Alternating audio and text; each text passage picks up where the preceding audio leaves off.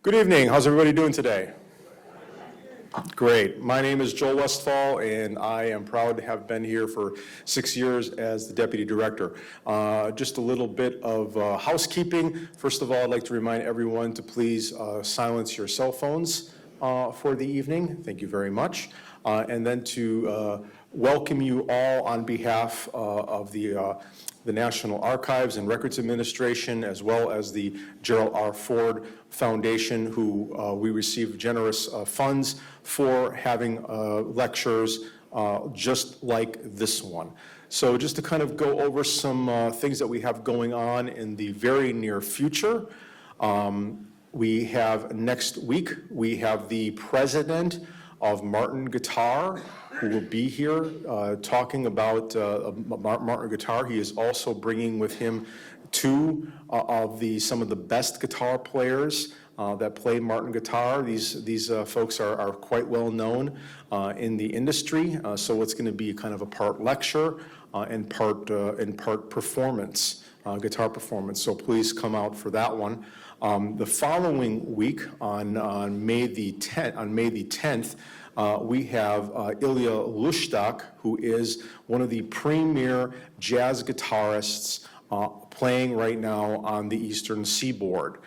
He currently is playing with all of the the famous jazz ensembles in New York City. He's bringing with him three particularly very, very cool vintage Gibson guitars that were actually made just south of here in Kalamazoo, and we look forward to seeing you all on that day as well. This Saturday, we are featuring a music zoo for children to coordinate with our wonderful guitar exhibit from the National Guitar Museum. And next week, Saturday, we are actually having a School of Rock performance by a kids band, as well as the teachers band. That is next Saturday. So we have a lot of things going on.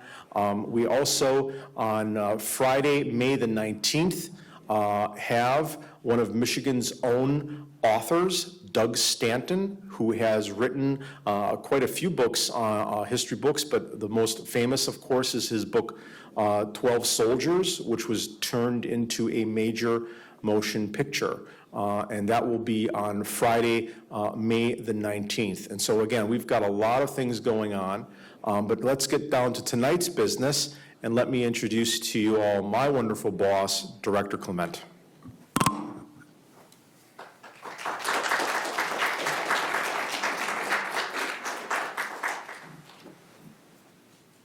Good evening. Hopefully I'll speak up. So it is my pleasure. I have the great honor to introduce tonight's speaker, Dr. Mark Clague. Mark is a professor of musicology and American culture at the University of Michigan, associate dean at the School of Music, Theater, and Dance, and co-director of the American Music Institute. Mark's book, Oh Say Can You Hear? A Cultural Biography of the Star Spangled Banner, is a New York Times editor's choice. In it, the audience is educated about the anthem by examining its origins, lyrics, and the song's use in sporting events, political protests, and times of war. The book raises questions about the banner and how its meaning has evolved since 1814 and why it matters.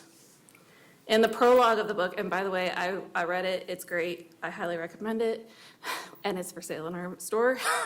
In the prologue of the book, one reads, "To explore the use of the Star Spangled Banner in the history of American life is to discover a constructive patriotism in the song's multiple forms and ever-changing messages, its many alternative lyrics and musical interpretations.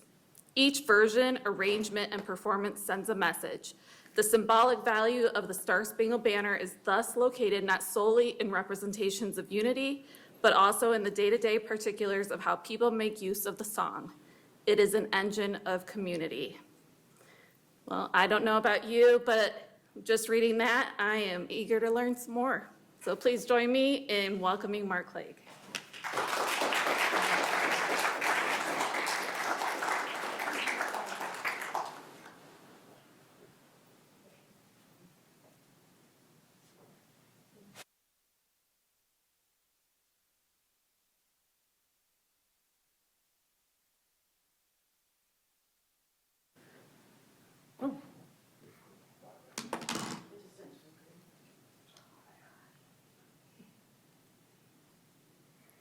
I'm totally wrapped up in this thing.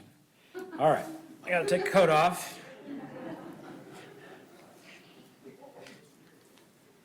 Start over. I thought I was gonna be so clever by weaving this into the jacket. All right. We're good. Does that work? Awesome. Let's see here. Well, thank you all for coming. This is just an amazing audience. I'm totally impressed that you all came out on a beautiful night. I guess it's cold enough that it's still worth being indoors. And of course, we were supposed to have this talk like a month ago, and there was a little bit of an ice storm. And I think that was a smart call to delay to today. But I really appreciate you coming out to hear about the Star Spangled Banner, which has become something of an obsession of mine. It's like a joke at the University of Michigan with all my students that I'm the Star Spangled Banner guy. But it's a pretty cool identity to have. For me, this is a very personal visit in a sense because, I actually grew up in Ann Arbor, Michigan, and then I went to the University of Michigan. I like the hat back there. It's very good. And of course, Gerald Ford went to the University of Michigan, was on the football team, and, is one of the sort of first presidents that I remember as a kid, because I was born in the late 60s, and for me, 1976 and the American bicentennial was like a really formative experience. I remember like decorating my Swin Stingray bicycle with its red, white, and blue streamers and having a little neighborhood parade for the bicentennial. And I think that's sort of when I fell hook, line, and sinker for the ideals of the country, about freedom, about self-determination, about individualism and pioneering and sort of making your way and your impact felt on the world. And so for me, the flag and the Star Spangled Banner has always had a deeply personal resonance. And so it's I think what got me into this topic in a very natural way. And my dad sort of got his revenge because every summer he would drag me and my sister on these long driving trips, and we would go to Fort McHenry, and we'd go to Appomattox Courthouse, and we'd go to Gettysburg, and we were going crazy in the back seat, and it's going to every Civil War and Revolutionary War battlefield. But then I became an American Studies professor, and so it clearly had a big influence on me. So thank you for coming tonight and sharing your ideas. I actually want to start off with a little bit of a quiz. Audience participation. So we are going to, I think we are broadcasting on Zoom for some people, so we do have a microphone going out. But I just want to ask you a little bit about what patriotism means to you, because I think the interesting thing about the Star Spangled Banner as a song is it's a symbol, but it's a symbol of who we are in America. And I think it speaks to some really fundamental questions about, what is patriotism? What is a nation? What does it mean to be a citizen? And a lot of these things. So anybody have any thoughts to share what patriotism? There's no right or wrong answer, even though it's a quiz. But anybody want to join in? We're going to wait a long time until you, because this is what I do with my students. I just wait until everybody gets really uncomfortable and somebody's willing to say something. So, okay. What'd you say? Loyalty to one's country, good. Did you have a comment, or do you? No. Anyone else? Got one, yeah. Sacrifice, excellent. Other thoughts, yeah. Love of your country. Respect for its history, lovely. How about over here?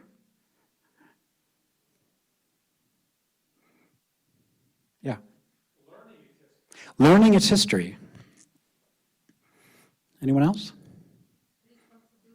Responsibility. Great. In the back?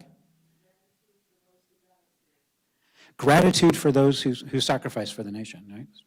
Yeah, those are great answers, and thank you for joining in. And what's interesting to me, a lot of this talk today comes out of my teaching, and I don't know if you saw this Wall Street Journal poll. It was done just about a month ago, said 38% of respondents in the USA said patriotism was very important to them. And that's significantly down over the last 25 years. So in 1998, 70% of Americans agreed with the statement that patriotism was very important. And only 27% in this recent poll said that community involvement was very important. Now, of course, there are some people who said it was important, but not very important. But again, that's about half as much as in 1998. And what is a nation? unless you're willing to make that sacrifice, right? Unless you're loyal to this sort of idea, to the concept of what the nation is. And I think part of what I've learned about patriotism and that I want to emphasize today is that patriotism is a verb and not a noun. I think a lot of times today we think of it as this thing that we're sort of maybe born into or that's immutable and absolute. And I think what I've learned by studying Francis Scott Key and the writing of the Star Spangled Banner and sort of that history that so many of you mentioned is that the nation is constantly changing, and therefore the symbols and how we use the symbol is also constantly changing. It's more like looking in the mirror than it is like looking at a painting, right? And so we actually learn a lot about ourselves by studying this song. And I think it's also important that it's a song because like a flag, you can look at the flag, and if we came back tomorrow night, or when you're here to listen to the guitarist next week, you'll look at that sign, and it'll look the same.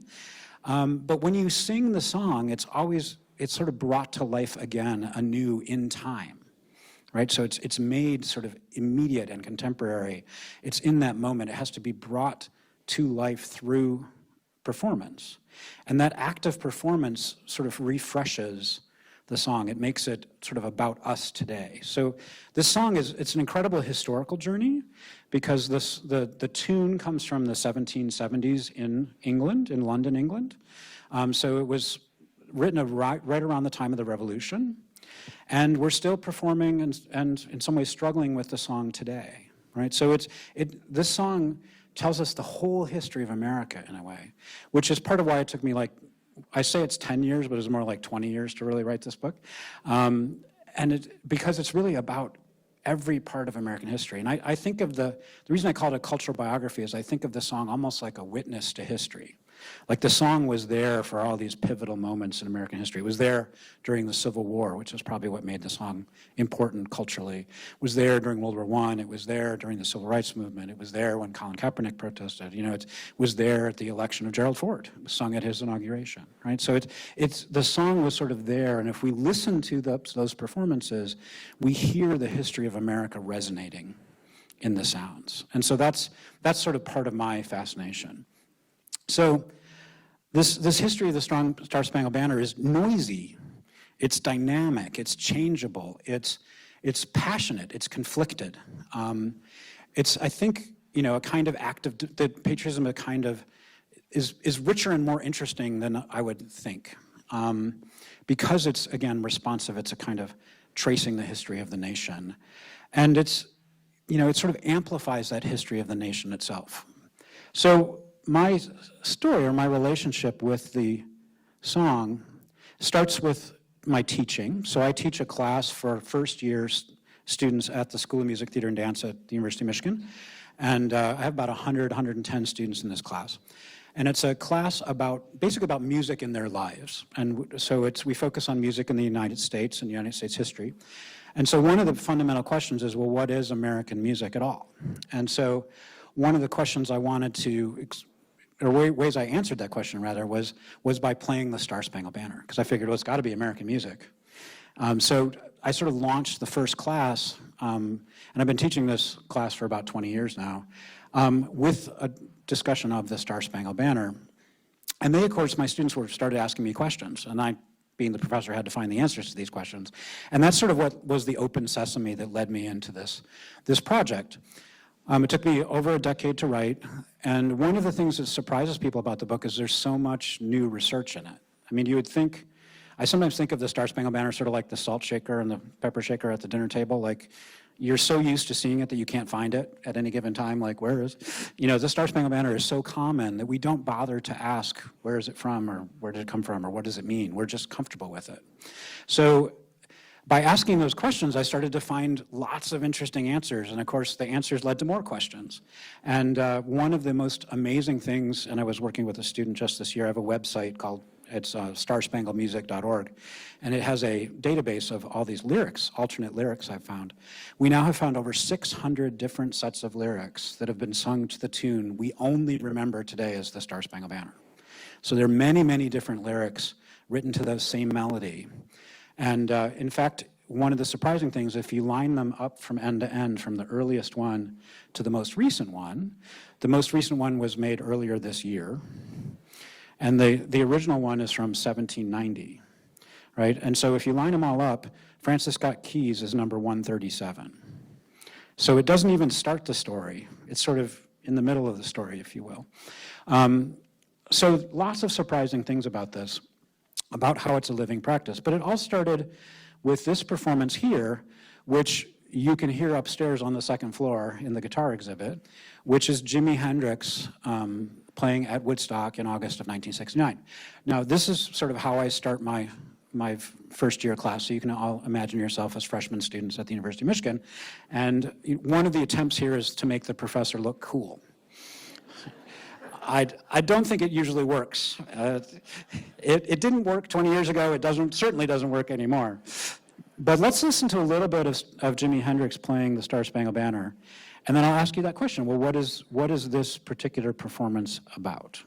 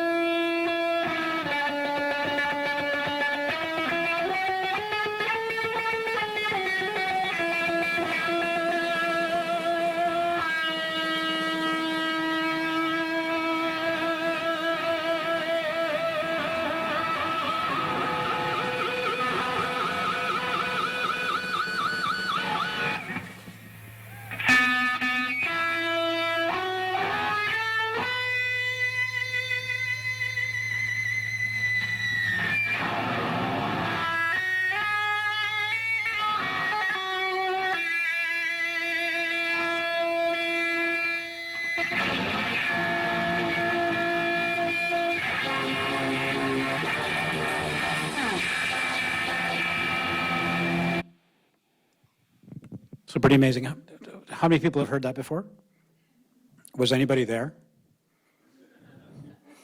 Wow, okay. One of the things that I like to point out to my students is he's wearing red, white, and blue. Like nobody notices that. So what any reactions, any words come to mind when you hear that? Sort of, what is it? Yeah. Probably anti-war protest. Yeah, what's going on in 1969 about the Vietnam War, right? Yeah. Culture was changing. That's what I thought was that you got the rockets in the air, it's sort of like Exactly. Yeah, sort of illustrations of war that, Yep, other thoughts? Individualism, yeah.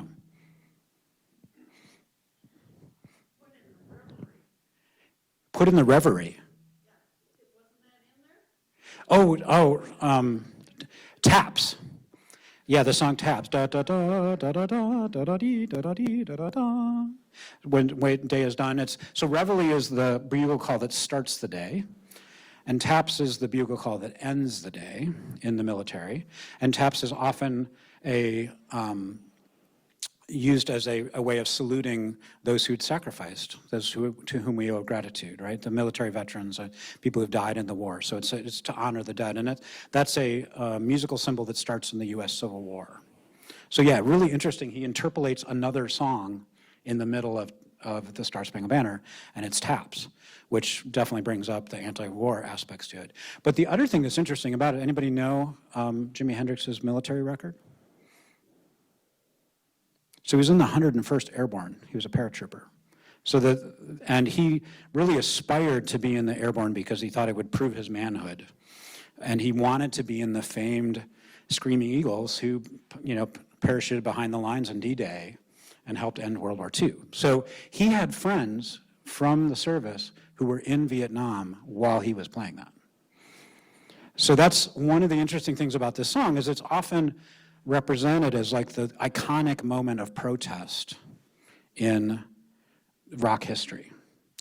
And of course, by August of '69, like a lot of the Tet Offensive had already happened. There's a lot of public opinion that had already turned against the war. This was not a sort of radical act in the sense that it was surprising anyone to be protesting the Vietnam War in late 1969. But what is surprising here is that it's also, I think, very patriotic. Right? There's aspects of this that are expressed to me love of country. It's all in rhythm, it's all in tune. Trust me, if Hendrix wanted to burn the anthem musically, he knew how to do it, and it wasn't that. So he's at Woodstock, and he's looking at this moment of young people sort of having this incredible moment of sort of taking over and using music and sort of love and brotherhood and expressing that as a hope for the future. So he's looking out at the crowd in a way and saying, this is great. This is a chance for young people to sort of build a nation that they'll be proud of, right? So there's aspects of this that are sincerely patriotic, and then aspects of it that are very critical, right? So the other thing you pointed out is like, when do those other notes come in, right? So one of the things that's, if you listen to this a couple times, and you can easily find this on YouTube if you want to check it out at home, but if you say the words to the Star Spangled Banner as Hendrix is playing, you'll realize that he's singing it on the guitar. Right, which is not a normal instrument to hear the Star Spangled Banner, right? Used in a traditional way, maybe a symphony orchestra, but not an electric guitar. But when he gets to the words, and the rocket's red glare, that's when he shows the rockets. And the bombs bursting in air, that's where you see sort of almost this illustration of like sirens. And to me, it really connects to the civil rights movement, to the sort of, protests after Martin Luther King's killing, but also to what was happening in Vietnam at that time. And so you see in some ways the best of America and the struggles of America at exactly the same moment. And it's that complexity, the fact that it's not just yes or no, happy or sad, patriotic or not, or patriotism or protest, the fact that it's complicated that makes it a great first question for my students. Because I want them to think deeply about music and what it can tell us about our lives, and that those answers, because it's music, because it's dealing with human emotion, that the answer can actually be pretty subtle and pretty complicated. It doesn't have to just be one thing or the other. It can be a bunch of different things. So that's how we dig into the Star Spangled Banner. And so, they asked me, well, where does this song come from?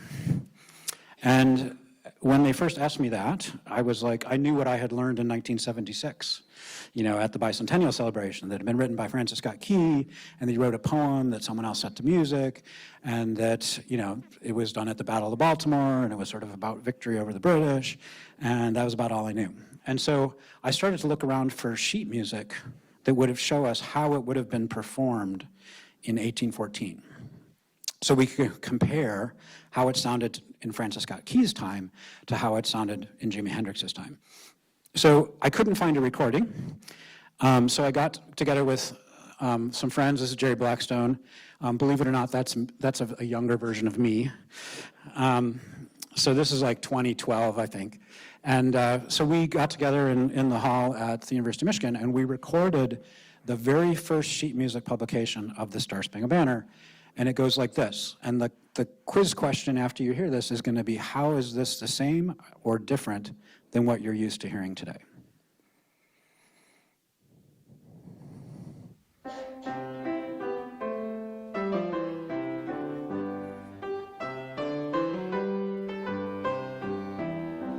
Oh, say, can you see by the dawn's early light what so proudly we hailed at the twilight's last gleaming, whose broad stripes and bright stars through the perilous fight o'er the ramparts we watched were so gallantly streaming, and the rockets' red glare, the bombs bursting in air, gave proof through the night that our flag was still there.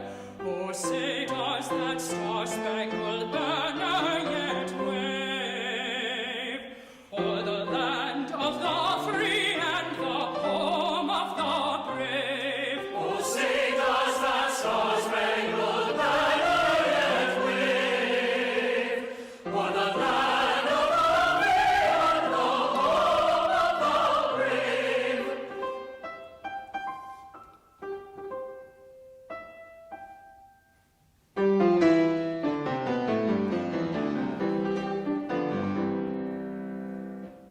So that keyboard instrument is called a forte piano. It's sort of an early predecessor to the piano, a little bit smaller. So what do you think? How is it? Is it the same? Is it different? What's the same? What's different? Yeah. Sounds like a minuet. Yeah, it is. So a minuet is a dance in triple time. Like a waltz. 1, 2, 3. 1, 2, 3. 1, 2, 3. It's a great observation. Higher key, yes. So this is in the key of C major, and we needed a professional to sing that because the high notes get pretty high. Yeah, so Justin he's a tenor. He sings in Chicago these days. Very fine singer. Other thoughts? Operatic, yeah. It's pretty classical.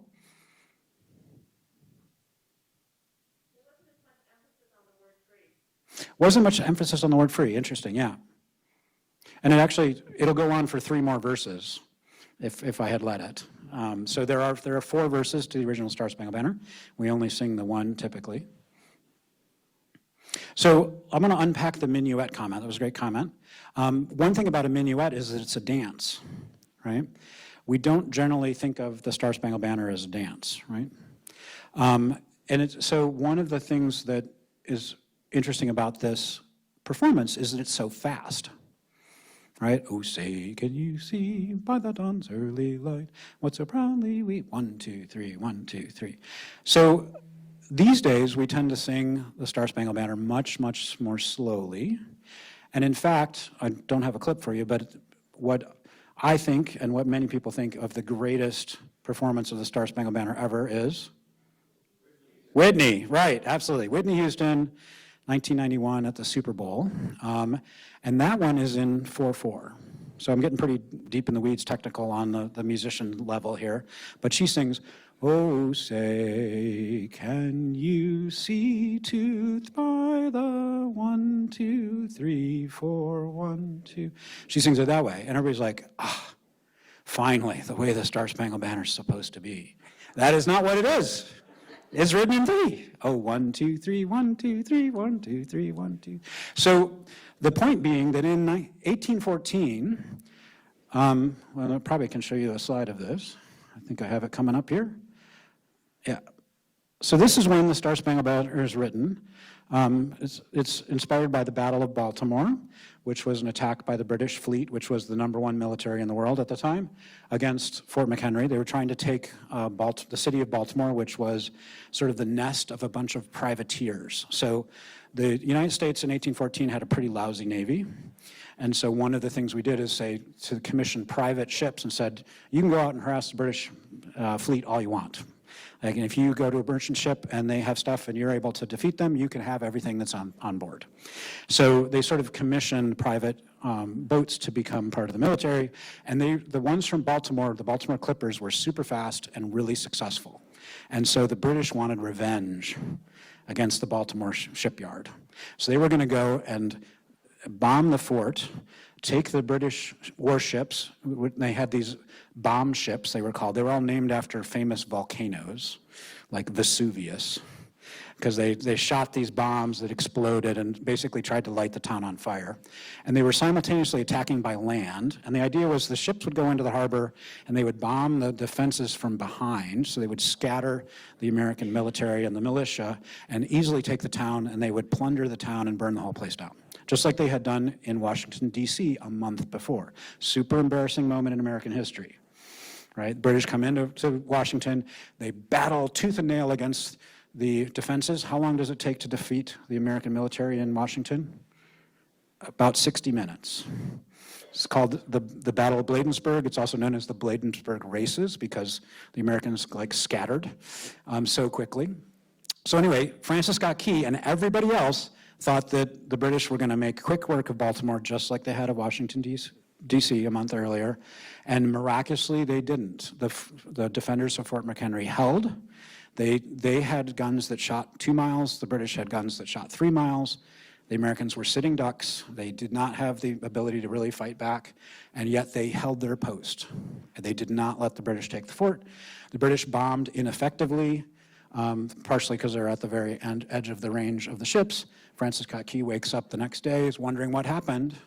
Did the British win, or do the Americans still hold the fort? He looks out and sees the American flag, and he coins the phrase Star Spangled Banner. That's by Francis Scott Key.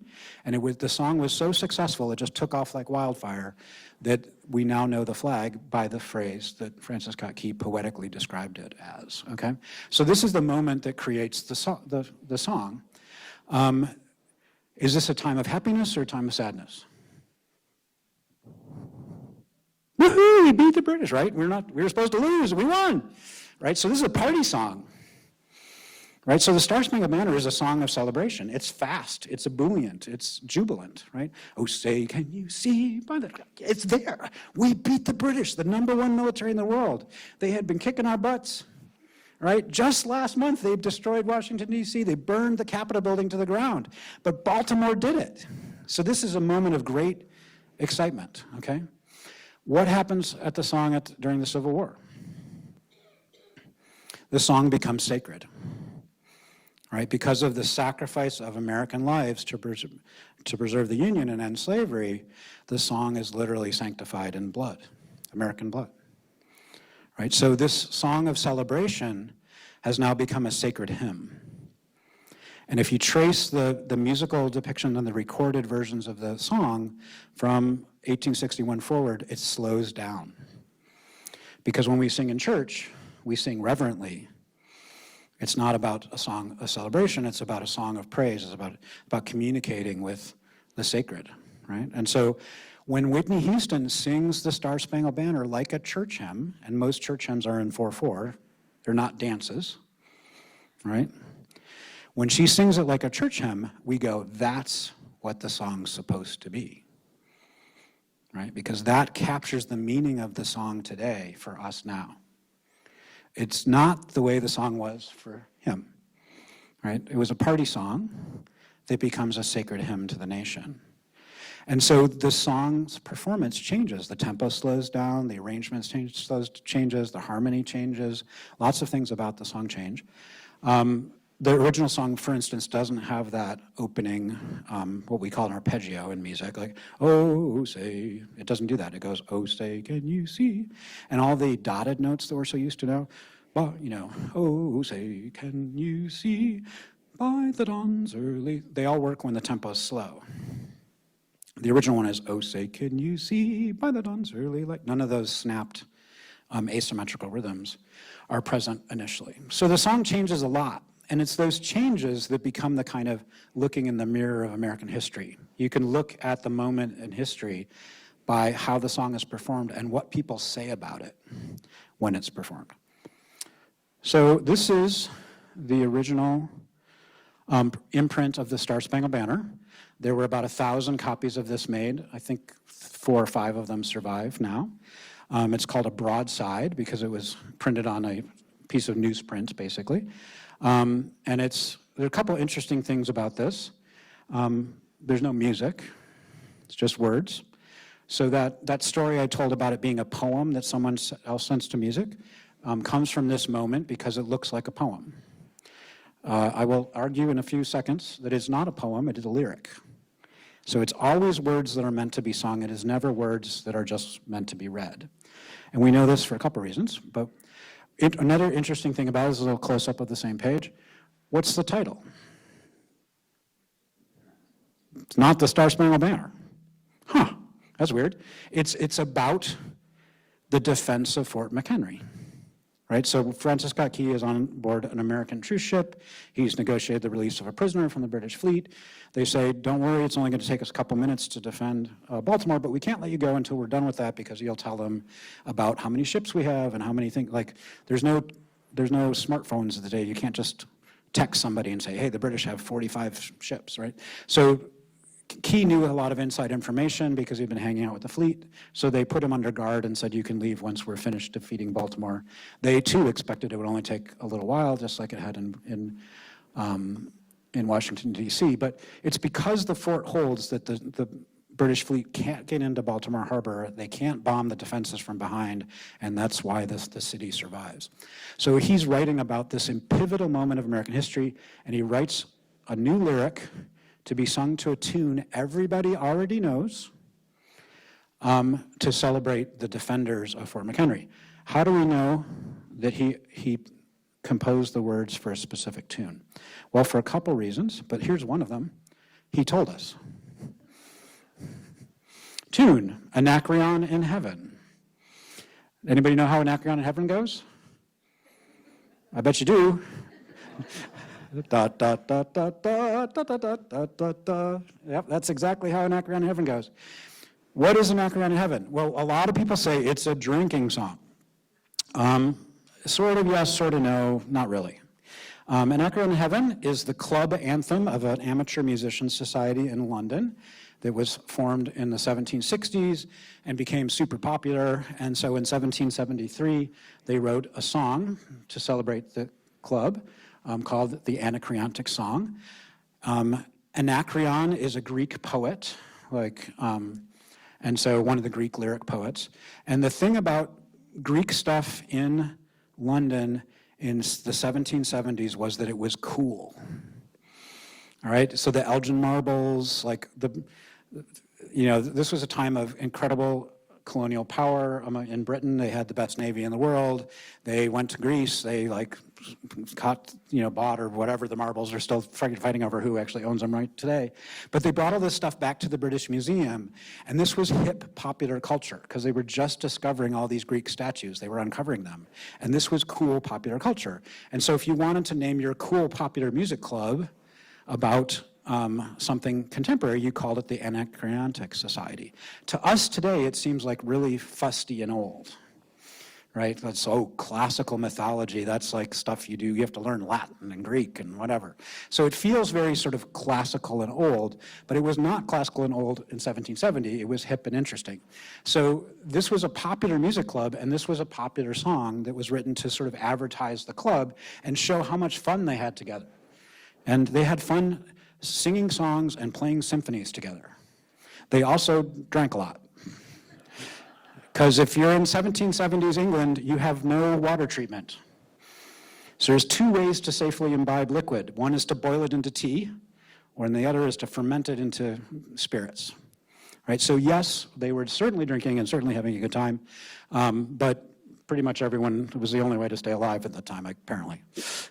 But this is a recording made at the same recording session that I showed you earlier with another tenor, Jacob Wright, singing the original song, the Anacreontic song. Anacreon in hand, where he sat in full glee, a few sons of harmony sent a petition that he their inspirer and patron would be. When his answer arrived from the jolly old Grecian, voice, fiddle, and flute no longer be mute. I'll lend you my name and inspire you to boot. And besides, I'll instruct you like me to entwine the myrtle of Venus with Bacchus' vine. And besides, I'll instruct you like me to entwine the myrtle of Venus with Bacchus' vine. Okay, whoops, let me turn this off here. So this is the original tune. Pretty much what Francis Scott Key is just makes up new words to exactly the same melody. One of the other differences in the way it was sung in the 19th century to how it's sung today is that it was longer in the 19th century. And the reason is because they sang the last two lines twice. So if you heard that, it was sung by the soloist first, and then all of the members of the club, and it was an all-male club, so all the members of the club echo back the last two lines. And if you remember back to how I played the Star Spangled Banner a little bit, it was the same way, right? You know, oh, say does that Star Spangled Banner yet wave over the land of the free and the home of the brave, and then everybody sings, repeats those lines again. So what's interesting about it is in the club, it's sort of like the president of the club is singing to the members, and then the members are agreeing and echoing back the final statement. So this was a great thing if you wanted to get your friends to go along with what you were saying. You would sing them a melody, and they would all have to agree with you by repeating the last two lines, because that's how the music worked, right? So this worked really well in an early American political dialogue. So when you wanted to have a party meeting or a campaign meeting, and you wanted everybody to agree with you, you said, let's all go out and vote for Gerald Ford. And then everybody had to say, yep, let's all go out and vote for Gerald Ford. So there's a social ritual built into this melody where you make a statement and then the community repeats the statement. So it worked really, really well for political discourse. So you may have heard about like the town crier in the square. And it's often said that this is sort of the days before universal literacy education. If you wanted to know the news, you listened to the town choir in the town square, and they would read you the news. And this makes intuitive sense, but when you start to think about it, it's a pretty inefficient way to hear the news. It's like Francis Scott Key writes this tune about Baltimore, and you go up to the town crier and you say, who won? Was it us or the British? Sit back, let me sing you a song. Oh, say, can you see by the dawn's what's a proudly? Come on, I just wonder who won, right? You would not sing a song if you wanted to know the news, right? You would just either read the news or ask the question. Did we win or did we lose? We won. Awesome, right? So why make it a song? So you have to remember this is before video, this is before photography, right? So if you wanted to know the news, you would have to read the news. There were no pictures.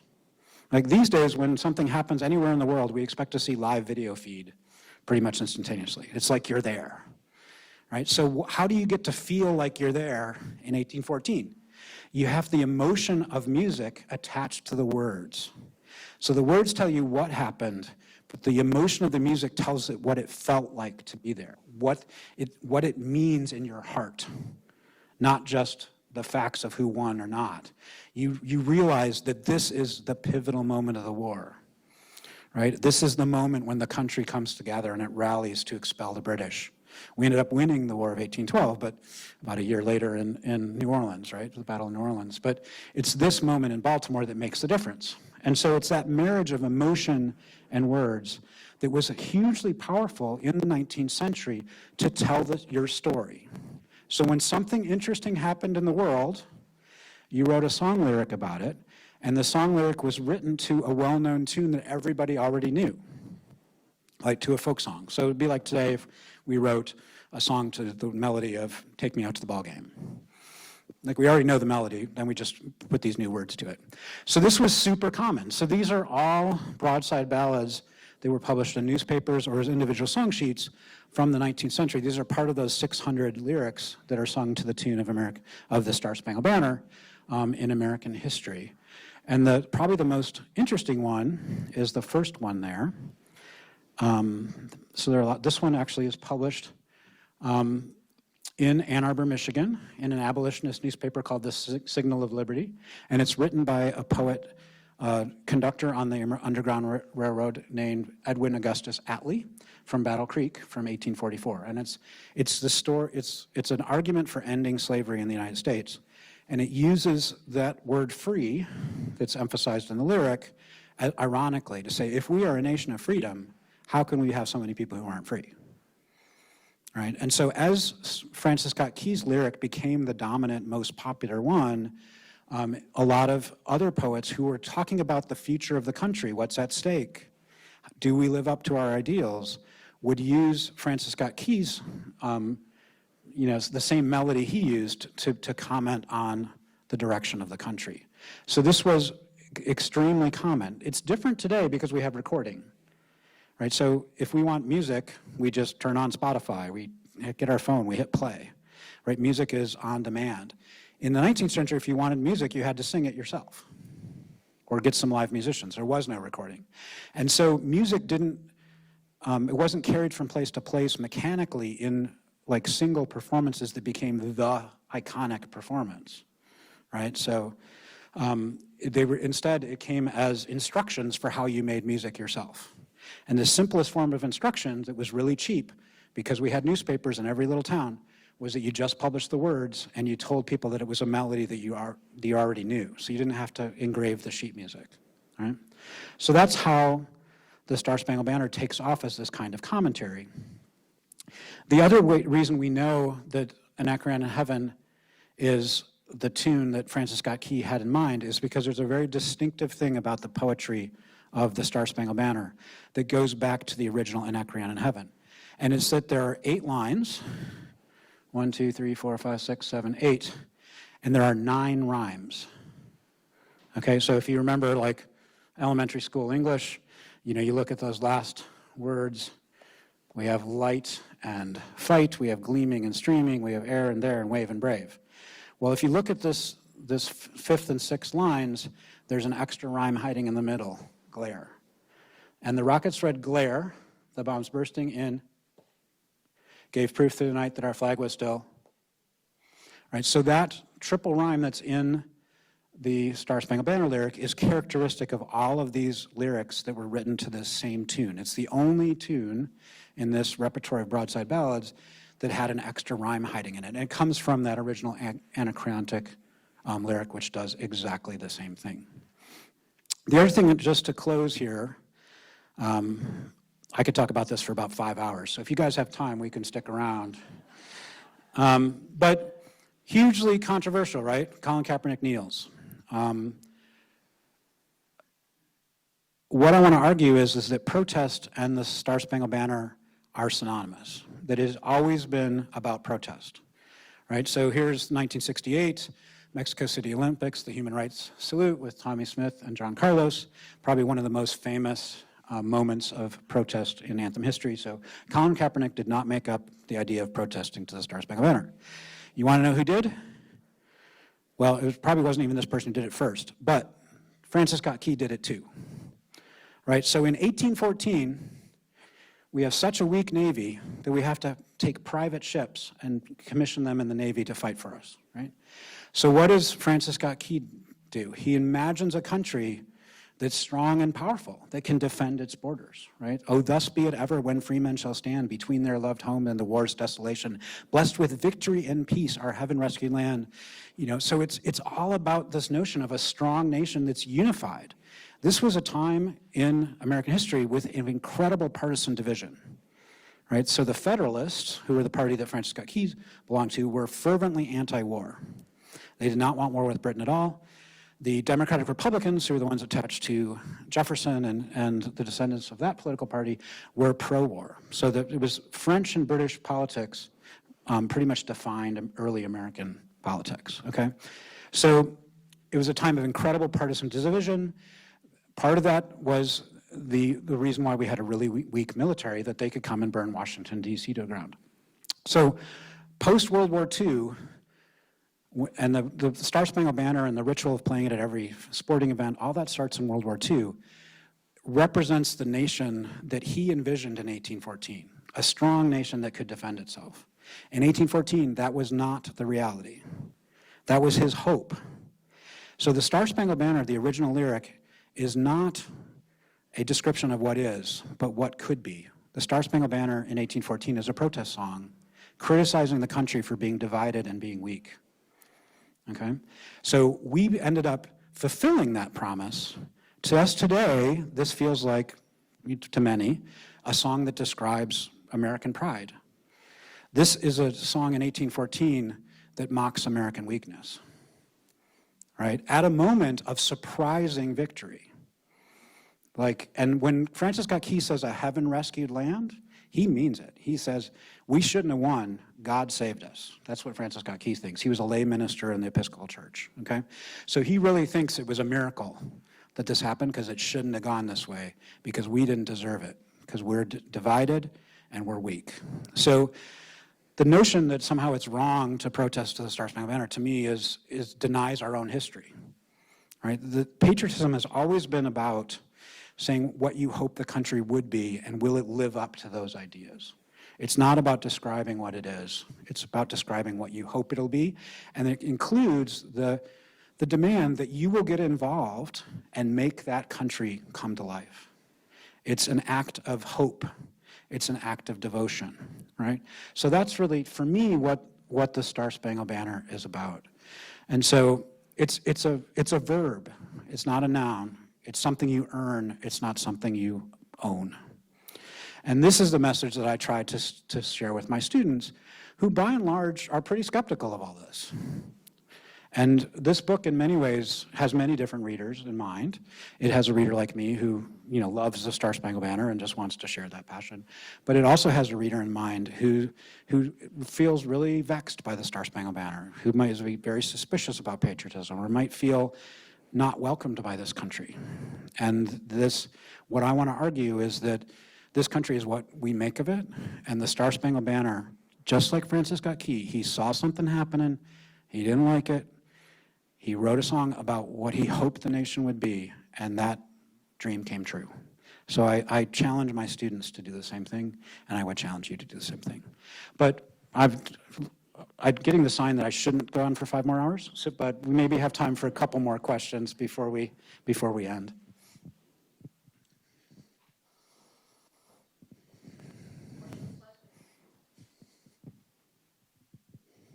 I have a number of questions, but first of all, how did the Star Spangled Banner become the national anthem? It didn't become the national anthem until what, the 1930s? Right, that's a great question. So the typical answer to that question is March 3rd, 1931. So you're right, early 1930s. Herbert Hoover signs a bill that's passed by Congress proclaiming that the Star Spangled Banner is the official national anthem of the United States. And that's pretty much like the entire bill. It's one sentence long. It doesn't tell you what the text is, doesn't tell you what the music is. It just says the song known as the Star Spangled Banner is the national anthem. What I argue in the book is that the date that's more important is July 4th, 1861. So July 4th, 1861 is the first July 4th of the Civil War. So by law, which was inspired, that law was written in 1820, inspired by Francis Scott Key's song. By law, every July 4th, the flag is updated so that the number of stars match the number of states. So what should have happened in 1861 is that 11 stars should have come off the flag. But Lincoln said, no stars are coming off the flag. It's illegal to secede from this union, and we're at war to preserve that union, right? So it's that moment that the Star Spangled Banner, the flag, becomes the sacred representation of the union, and that Star Spangled Banner, the song, which is the oral symbol of the visual flag, becomes that same sacred symbol, right? So I think that Congress got around to making it official about 70 years later. right? And what makes this national, because people will say, well, I don't like the Star Spangled Banner, we should have a new song. I was like, well, first of all, it's going to be pretty tough, but it's possible. And the reason it's possible is that it's not that 1931 that makes it the national anthem. It's what we, as the Americans, do with the song. The fact that we sing it symbolically at moments of national togetherness is what makes it the song. So the people who made the Star Spangled Banner the national anthem were the veterans of the Civil War who were using that song afterwards as a symbol of union. But I think it's that social practice, not the law, that made it the anthem. So we can do it. Whatever we want goes. I wonder if you could talk a little bit about, we covered the Colin Kaepernick and the '68 Olympic side of the coin, but there was the other side of the coin, I think, when at these sporting events, when we wrap ourselves in a flag with the military flyovers and those things, which don't really have anything to do with a sporting event. True. And it's not a moment of national unity. So how does that contrast with people then who weaponize it and use it as a symbol of protest? Right. Yeah, so for me, the wrong way to use the anthem is as a kind of litmus test of loyalty. Like, if you don't sing it the way I want you to sing it, then you're not a real American. And I think there's enough independence and freedom and sort of individualism in American history that there is no one way to be American. I think we can all agree on that. So the interesting thing about the Star Spangled Banner in sports is that it starts in World War II. And it starts a little bit later. There's a photograph in my book that's the first time it's been published since about 1945, and it's of the NFL commissioner shaking the hand of Truman and saying, Mr. President, we will sing the Star Spangled Banner at every sporting event from here on out, because it's been so successful during the war. Why did the sports leagues want to do it? Because they're patriotic? Sort of. It protected their own commercial interest, right? So in World War I, professional sports was declared a non-essential occupation. So if you were an athlete, and baseball was the big sport in the 19-teens, you could be drafted, and you were, right? So imagine if all the pitching talent in the National Baseball League suddenly got drafted into the war, right? There's like sort of the quality of baseball ends, drops, and teams had like one starting pitcher left, right? So baseball would have probably, as we know it, professional baseball would have ended in 1918, except the war ended sooner than anybody thought, right? So it sort of saved professional baseball. So when World War II rolled around, the sports leagues anticipated this. And so we are not going to be an unofficial, non-essential occupation. We are going to wrap ourselves in the flag and say that we are the symbol of American unity and sacrifice on the home front. We're going to win the hearts and minds of the people at home by making professional sports patriotic.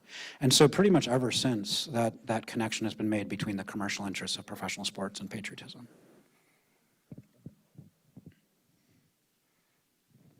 You alluded to Whitney Houston's version.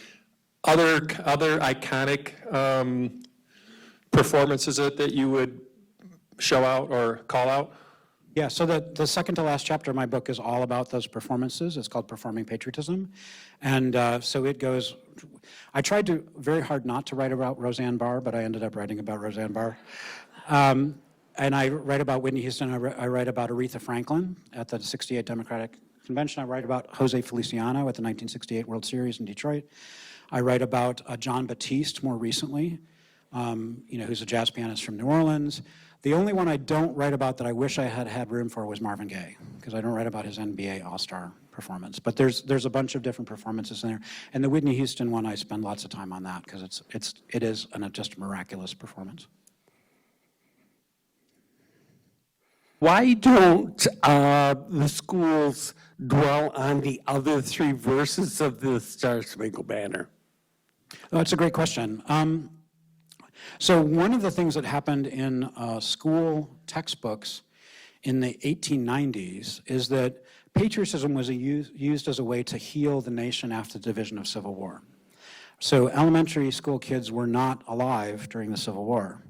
And so Columbus Day, the celebration of that, the Pledge of Allegiance, and then a few years later, the Star Spangled Banner and other patriotic songs became a way of healing the nation through sort of this pedagogy, youth pedagogy. Initially, the Star Spangled Banner wasn't performed as part of that because there was no standard version of it. So the standard version is made by educators in the early 20th century. So there's a couple reasons why we don't sing the other verses. One is that the third verse was removed. The third verse is controversial because it has the word slave in it, which I talk about extensively in the book. But it's also pretty gruesome because it's vilifying the British enemy and talking about them in very unflattering terms. And of course, by the Spanish-American War and especially World War I, we become friends with Britain, and so we didn't want to mock them anymore. The other reason is time, right? So nobody wants to. There's a really funny YouTube video actually from a baseball game where the soloist sings all 4 verses. And everybody's like, what's going on? Why is the song still going on? Like, if you're going to put it at every baseball game, right, and if you sang all 4 verses, it would take 5 minutes every single time you performed it. So that's also the reason why they stopped doing the choral repeat, right? So when you start singing it as a community and everybody's singing it together, it doesn't make any sense to repeat the lines because you sang it once and then you're just singing it again, right? So they shortened the performance by cutting out that repeat. But I think it's basically a time reason, I think.